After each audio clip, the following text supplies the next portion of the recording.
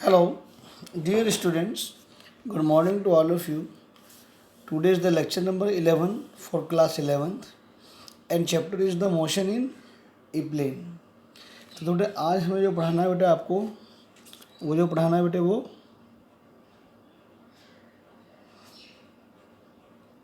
Projectile motion पढ़ाना है। तो बेटे प्रोजेक्टाइल मोशन क्या होता है? जब आप किसी ऑब्जेक्ट को मान लीजिए बेटे जब आप किसी ऑब्जेक्ट को हॉरिजॉन्टल सरफेस, ये मान लीजिए बेटा आपके पास ये एक हॉरिजॉन्टल सरफेस है, आप किसी एंगल पर आप इसको थ्रो करते हो, आप इसको किसी एंगल से जब थ्रो करते हो तो जो आपके पास जो ऑब्जेक्ट जो मूव करेगा वो सिर्फ under the influence of gravity, वो सिर्फ ग्रेविटी के इन्फ्लुएंस से वो मूव करेगा। तो 100% तो बेटे जो पाथ होगा ना वो आपके पास जो पाथ होगा वो इसका ऐसे हो जाएगा।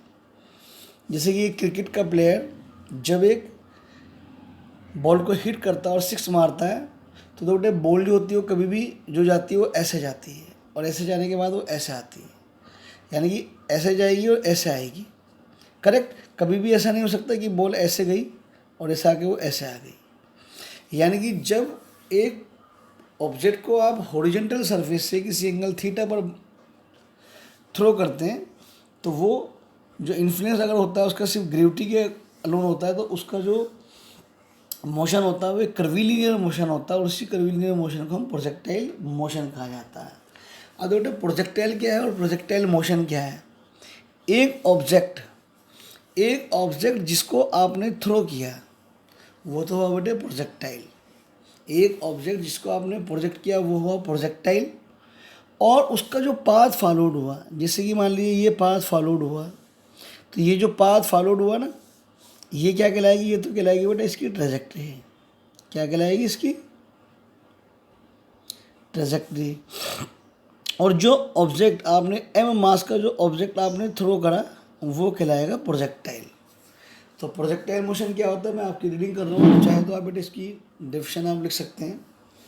ए body thrown with some initial velocity into the space moves thereafter under the influence of gravity alone without being propelled by any engine or fuel is called projectile, and the path followed by the projectile is called trajectory of the projectile। यानी बेटा अगर एक body की initial velocity से space में move करती है और सिर्फ वो जो मूव करती है under the influence of gravity without being propelled by any engine, यानी कोई इंजन से कोई फ्यूल से उसको कोई फोर्स नहीं मिल रही है, तब जो कहलाएगा वो प्रोजेक्टाइल कहलाएगा और उसका जो पाथ जो फॉलोड होगा वो उसका ट्रेजेक्ट्री ऑफ प्रोजेक्टाइल कहलाती है। अब बेटा एग्जाम्पल, जैसे कि एक एग्जाम्पल के रूप में बेटा आप समझ सकते हैं javelin throw.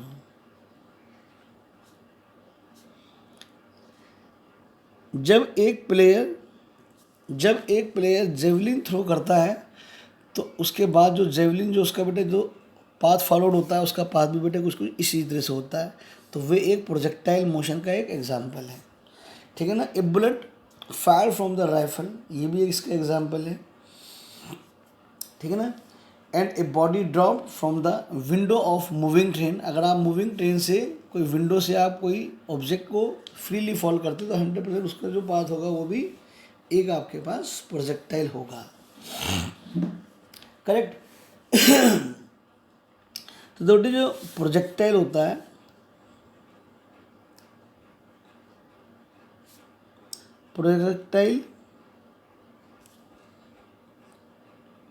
Projectile given angular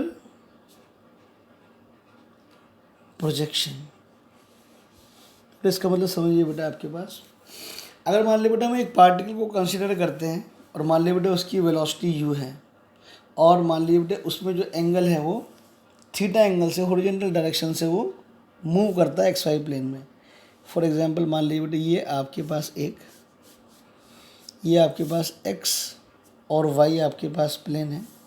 एक प्रोजेक्टाइल को हमने बेटा यहाँ से थ्रो किया u वेलोसिटी से, वो जो एंगल बना रहा है वो आपके पास थीटा बना रहा है।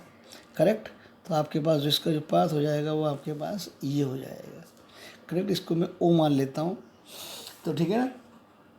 तो इस वेलोसिटी यू को आप दो कंपोनेंट में आप तोड़ सकते हैं, किसमें बेटे, you cos theta and you sine theta. अब इसको दो कंपोनेंट में हम तोड़ सकते हैं। दोनों कंपोनेंट जो होंगे बेटे एक दूसरे के परपेंडिकुलर होंगे, यू कोस थीटा और यू साइन थीटा बेटे सिर्फ दोनों एक दूसरे के परपेंडिकुलर होते हैं। जो हॉरिजॉन्टल कंपोनेंट होता है यू कोस थीटा, वो कांस्टेंट रहता है, remains constant through out the motion, पूरे मोशन में ये यू कोस थीटा होगा वो कांस्टेंट होगा। क्यों? कारण बेटे ये हॉरिजॉन्टल डायरेक्शन में है, ग्रेविटी इसके ऊपर कोई भी एक्ट नहीं करेगी। ग्रेविटी जो एक्ट करेगी सिर्फ यू साइन थीटा पर एक्ट करेगी। तो जो डिक्रीज या इंक्रीज जो होगा वो यू साइन थीटा का कंपोनेंट होगा, ना कि यू कोस थीटा जो होगा बेटे कांस्टेंट रहेगा आपके पास, ठीक है ना। और ये जो यू साइन थीटा है 100% एक पॉइंट आएगा जहाँ पर इसकी मैक्सिमम हाइट होगी। दो कर्व बनाना तो एक मैक्सिमम हाइट होगी, मान लीजिए वो पॉइंट ए है और ये आपके पास एच है, तो 100% इस पॉइंट पर जो यू साइन थीटा होगा वो आपके पास, यानी कि वर्टिकल कंपोनेंट जो हो जाएगा वो आपके पास 0 हो जाएगा, ठीक है ना।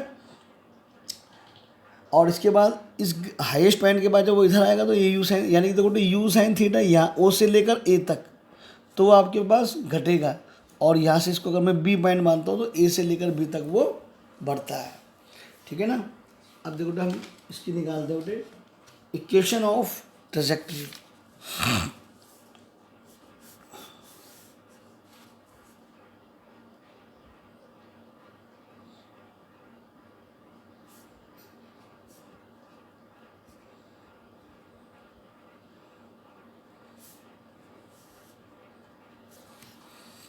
दो इक्वेशन ऑफ ट्रेजेक्टरी, मान लीजिए बेटा हमारे पास